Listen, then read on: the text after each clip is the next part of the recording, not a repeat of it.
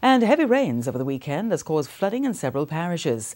A disaster management team was working in St. Elizabeth on Saturday after several houses were flooded in Treasure Beach, Great and Calabash Bays. Here's Nadine McLeod.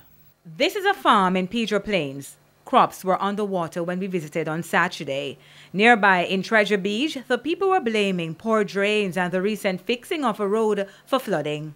From yesterday, it started raining till this morning, and it just come now. It really don't affect the house, but the whole yard under water. Is it the first time it happened to you? No, sir, not ever since they fix up the road like that. They used to just run through, but run and fix up the road. The water stop run past through, so it just flood out. Just like this. This second time since this year. I think you need a proper drain up by the tank where the panel is. Some pan up there, up the top there. There's a lots of building there. So we need a drain on it, the earth to come that we can flow the water better down here in this area, because this area is kind of a bit low. So when the water come to flow and then they come up and build up. So the water keep going back up because the pan up there they fill of water and things like that. Our news team also understands that about 8 houses were flooded in Treasure Beach. Taxi operators were also affected. Flood out down here, any amount of water. We understand that 7 major ponds in the community were also overflowing. This resident said his car engine was damaged.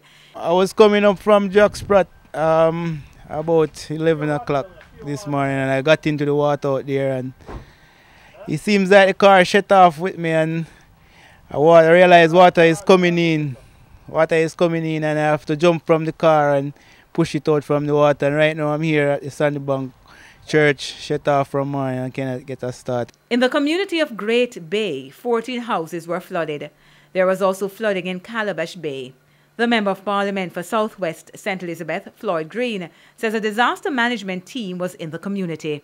We're actually now going out and looking to see roads that need to be cleared so that you can have access to the communities. So what we expect is once the weather subsides and people can get out, then you will see the teams in the areas clearing, looking at the drains, clearing drains where they have become blocked.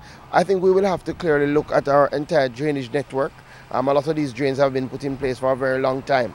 And you know, when you have especially abnormal activities like this, you have this occurrence. So we will have to start preparing more.